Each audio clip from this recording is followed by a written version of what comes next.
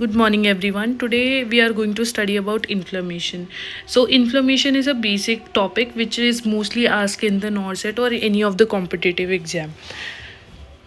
What is inflammation? Protective response to eliminate injury and initiate healing is known as inflammation. So there are basically two types of inflammation, acute and chronic. Acute is rapid and mostly neutrophils are involved in acute phase. Chronic is slow and in this phase macrophages and fibrosis happens. So acute, it is for short duration. It can be from minutes to days. Rapid in onset. इसके main features हैं दो. Exudation of the fluid in the plasma protein. Exudation means there will be collection of fluid and plasma protein. Next there will be migration of leukocyte. Mainly neutrophils involved होते हैं. So this is one of the most important question which is asked, that neutrophils will be involved into this acute inflammation phase.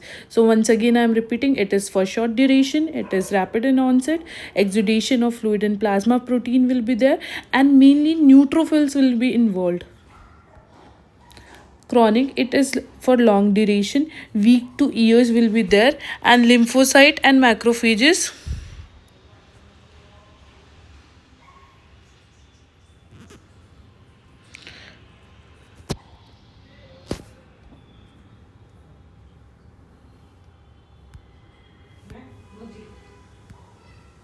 So in chronic, it will be from week to years. Lymphocyte and macrophages will be involved. There will be tissue destruction will be there, and healing with the fibrosis will occur. So there are mainly 5 cardinal signs. These signs are very important, mostly asked in most of the competitive exam. There will be redness, which is known as rubor. There is heat, which is known as calor. There will be swelling, which is known as tumor. There will be pain, which is known as dolor, and there will be loss of function, which is known as functio-lacia. So these are very important. Always remember these cardinal sign. So mostly this calor one is asked, and also redness can be asked, or the pain one can be asked. So you need to remember their both the names. Next is phases of inflammation. So there are basically 3 phases. First one is vascular, next is cellular, and the third one is remodeling or healing. So one by one we'll read about this. First is vascular. So vascular, it is the immediate response to the injury, is known as vascular phase. There will be vasodilation, and which will increase the blood flow. It will cause redness and heat. Increased vascular permeability will be there. That means exudation will be exudation will occur over there. That will lead to edema and swelling. So key points which we need to remember is there will be rubor, calor and tumor in the vascular phase. Rubor means redness, tumor means swelling, and then calor means heat will be there. Okay, then that means warmth will be there. Then the next phase is cellular phase. In the cellular phase there will be movement of leukocyte.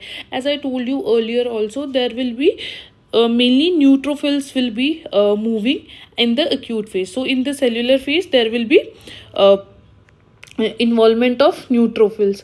Next there will be margination, rolling, adhesion, diapediasis, chemotaxis, and phagocytosis will be there. So in this, the main point is there will be removal of the pathogen, and the debris will be removed. Next is remodeling. So in the remodeling phase, it is the final stage after elimination. So there will be complete resolution, tissue regeneration will be there, scar formation will be there, which will further lead to chronic inflammation. So in this there will be recovery, and whether the patient will go into chronic disease or the patient will recover, that is decided in this phase.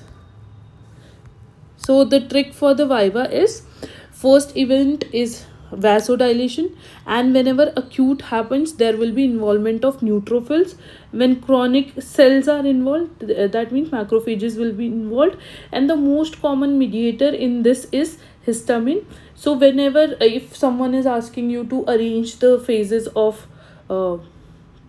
inflammation, so you need to remember VCH, that is vascular, cellular, and then healing. Thank you for listening. Have a good day.